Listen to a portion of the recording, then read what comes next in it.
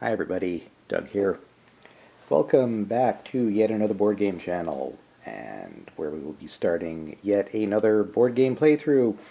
And yes, I'm going to give a shot to the fairly difficult, from what I gather, Robinson Crusoe, where we will be trying to survive just being stranded on an island in this first scenario. Not that I normally go over how an entire game works, but I'm definitely not going to go over the rules for this one, because there's a lot of fiddly ones. What I will do, in case you don't know how to play it, I will put a link in the description to the Watch It Played video, which I believe is it's like a half-hour video on how to play this game. So yeah, watch them also do their own very entertaining playthrough. I'm still kind of learning the game myself, so I will probably make errors. Hopefully I'll keep those to a minimum. Because I am still just learning it, I am going with the initial scenario 1, which yes, everybody on YouTube does anyway, but I'm also going to do it. So we're going to be Castaways. See, here we are. Scenario description. You are castaways on a deserted island. It is the end of summer. You should prepare for winter, build a shelter, a roof, and a palisade. It will be difficult to survive during the tough months of autumn and winter. You also have to build a pile of wood, so you can light it on fire when you spot a ship on the horizon to call for help. They sum up the goal of the scenario. We need to build a fire item. You have to change it from an invention to an item. And a wood pile in this box here. By the 10th, 11th, or 12th round, you can see we have the rounds here. If you have both of these, the fire and that, on rounds 10, 11, or 12, you win. How do we build the woodpile? Well, the woodpile requires 15 wood markers to complete. You can only put wood on the pile before the action phase of each round, and we'll see action phases after, with the exception of the mast and the oil, which are a little further down. We'll get to that. The pile must be completed in stages from left to right, but only one stage per round. So the first stage we can only put on 1, then 2, 3, 4, and 5. We can't spill over into the next one. Although you can put in some wood. You don't have to complete it. Like you could add 2 to this one, and then the following turn add a third one, and you'd get it done. The wood used for the pile cannot be taken back and used for other actions. Yes, once it's committed, it's committed. See, we're going to have a couple of extra inventions along with the standard ones. We can build a hatchet, which will let us increase wood production on our camp tile. And we can also one time find a mast, which will give us 3 wood specifically for the wood pile. There are also a number of tokens that we can discover. We'll go over those if they turn up. Because it's the easiest, most basic scenario, there are no effects on the little book icon on cards, or the I'm not sure what they're called, the idle token. We'll say it's an idle. So we can ignore those when they turn up. So yeah, we'll have 12 turns to get this done in and not die. It'll be, first 3 turns won't be too bad, but then the weather starts moving in from these little dice on the next 3 turns, and then for the last half we have rather a lot of weather. And weather is terrible. Yeah, weather hurts us. Alright, the characters I'll be using, I'm going to do a 2-player. I experimented a bit with a 2-player and a 1-player game, and the 1-player I just couldn't get strategies going in my head. So we're going to go with 2. We have chosen the Explorer. As you can see, there's a male and female side. For the Explorer, we're just going to go with male for no particular reason. He has a number of abilities. Lucky! I feel lucky today. He can discard 2 determination tokens to re-roll any green die during your action. This will all make sense later on if you don't know how this works already. Reconnaissance. Finally, back to the wild again. Discard 2 determination to draw 3 island tiles from the stack, look at them, and choose 1. Shuffle the other 2 into the stack, and the one we chose goes on top. He also has the ability to give us a motivational speech. Don't worry, I've been through worse. Discard 3 determination to increase morale by 1 level. Finally, scouting. That place looks interesting. I'll have a look. Discard 3 determination to draw 2 discovery tokens, keep 1 and discard the other. Each character also comes with a special invention that only they can make. So he can make the shortcut once we craft the map, which will be great for this because it lets us get resources on an adjacent tile, which is great because we need lots of wood. The second character, we are doing the cook, who I'm choosing the female side for because look, how badass does she look with that eye patch. So, special things she can do, Grandma's recipe. My grandma used to prepare unique soups. You're going to feel so much better, trust me. Can discard 2 determination to heal 2 health by eating 1 bit of food. Scrounger. When I say I'll find it, I will find it. You just have to know where to look. Discard 2 determination to re-roll any gray die. That's the scrounging action. Stone soup. Lack of ingredients doesn't mean you can't cook. A good cook can make a soup out of nothing, and I'm a damn good cook, mates. So we can discard 3 determination to get some food. And her last ability is Hooch.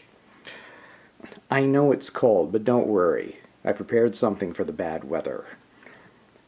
She can discard 3 determination to lessen the effects of the weather when it comes up.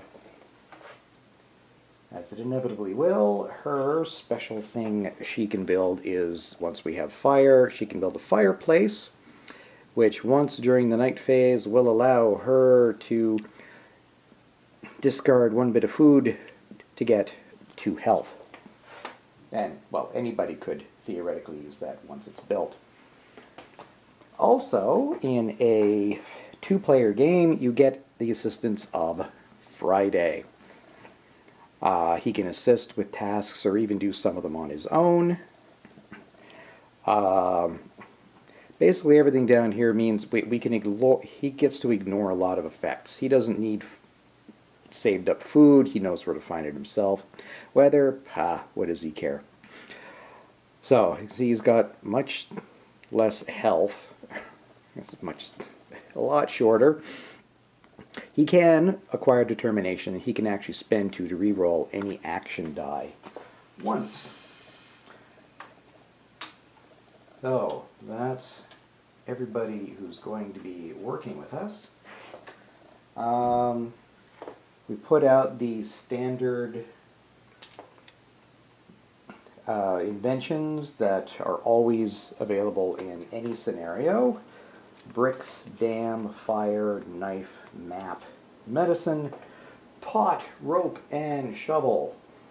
The only thing we can currently make, if we want to, is the shovel, because we are only on a beach. There's a little beach symbol on there that we cover up to show that it's available.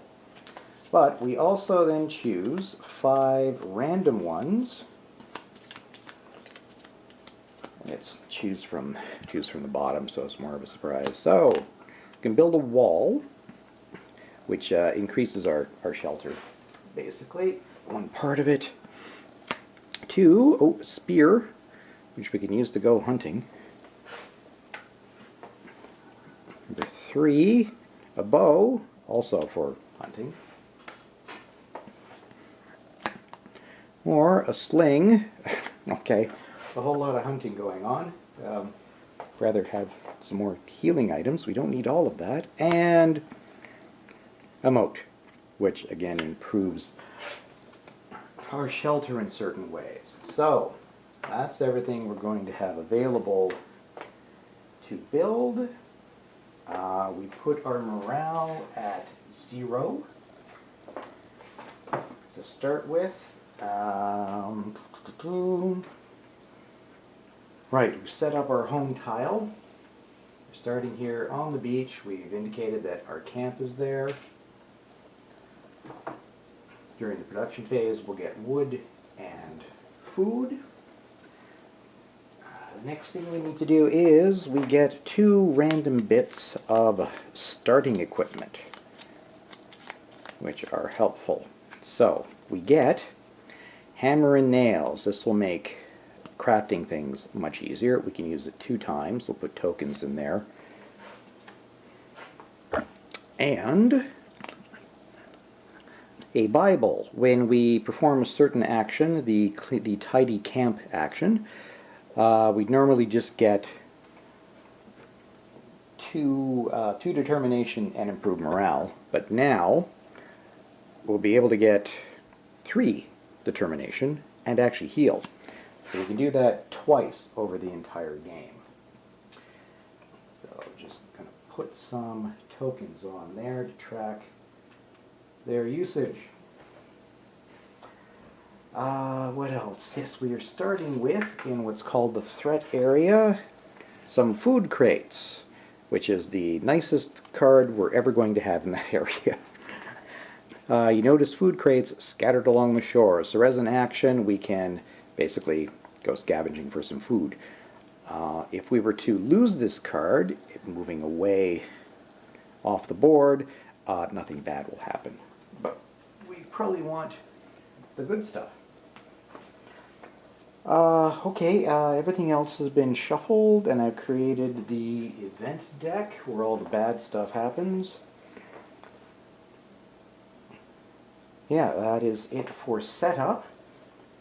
So we'll do the first turn and call it a video.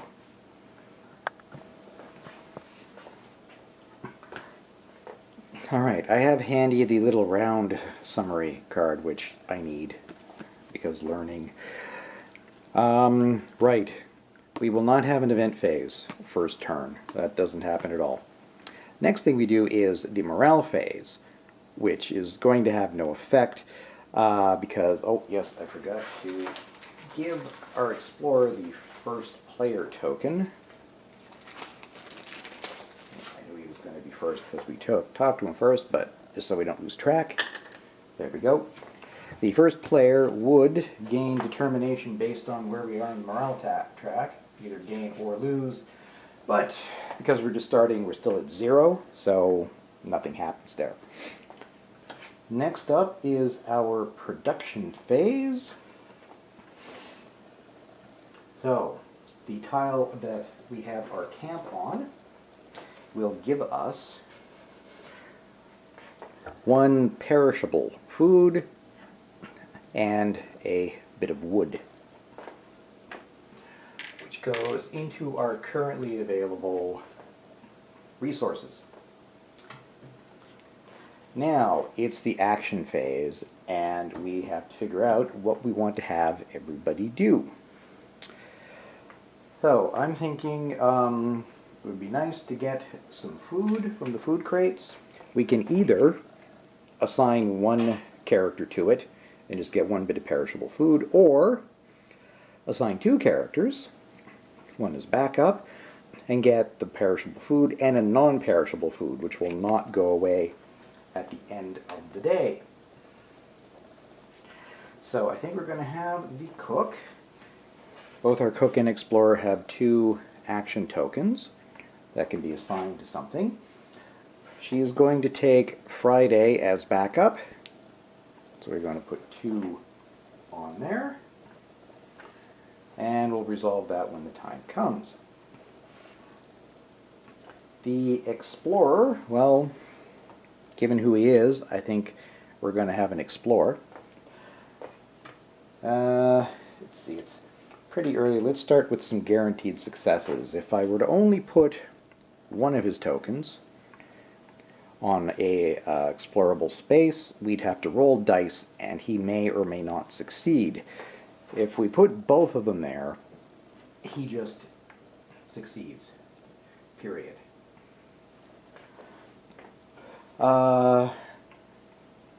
So that leaves our cook with 1 token. She could try to do something just on her own and try to get some, and have to roll some dice. Couldn't talk for a second. Or we could use the hammer and nails once to give her a temporary token to guarantee building something. But yeah, let's save that for now. Let's just have her try to, well, we can't, the only thing we can build right now is either the shovel, or we can increase our weapon level for the cost of 1 wood and get it up to 1. I think I'd like to save the wood either for, well, the wood pile, or building ourselves a shelter. So maybe, you know what, let's have her tidy the camp. Get our morale up to start with. Alright, now that we have planned out the actions, we will go through them one at a time, left to right, and actually go through it. So first thing, the threat area. So Friday and the cook successfully scavenge from the food crates, giving us a regular food and a non-perishable food. They're not technically available yet. They go into the future resources area. They'll move down once we're done doing all of the stuff. We are not hunting. We can't, because there's no hunting cards there yet. We are not crafting anything. We are not scavenging, or no, gathering. We are exploring. We don't need to roll any of the exploration dice, which is good. Because with 2 tokens, the explorer automatically succeeds. So we will turn over a tile and see what we get. Alright. So we have, I believe that's a river space, which means, first things first, let's keep track of the things that we're able to build now. Because of the river space, we have availability of a dam. The map is good. We want the map. Because then we can build a shortcut and have more resources come in. And yes, that's everything that makes available for us. We get to ignore the little totem icon. However, we do get to flip over a discovery token. And we found some tobacco, which we can use eventually, once it's available to us at the end of the action phase, to increase our morale. People like their tobacco back in the day. Next up, we will be tidying, the cook will be tidying the camp, which means she gets herself 2 determination tokens to use those abilities for, and morale goes up 1. So we can start getting more determination at the beginning of turns. Nobody is resting, which is what the last possible action is. So that wraps up actions. At the end of actions, all of this stuff becomes available to us. Then we move on to the weather phase, but as we saw, weather doesn't kick in until turn 4. So we don't need to roll the dice, and there are no tokens in the weather area, mercifully. Which leaves the night phase. So, if we wanted to, we could move the camp to an adjacent island tile, and I think we will, just because the further you get away from camp, the harder it is to do things like gathering or exploring. So if we can be a little more central for future, that would be great. Everybody must discard a bit of food or get 2 wounds. But we do have 2 bits, little bananas here, of food.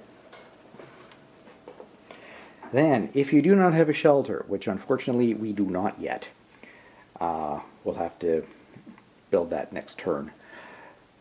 So everybody does take a wound for sleeping out in the open, except Friday. Friday doesn't care. This is just normal for him. Then we would discard any remaining perishable food, but we don't have any. We have instead a bit of non-perishable there. That'll keep forever until something nasty comes along and tells us to discard it. Going to, not use the tobacco yet. I'll wait until, keep that in case we end up in the negatives morale. So the only other things to do at the end are move the first player token over to the cook, and move our round counter on Castaways to round 2.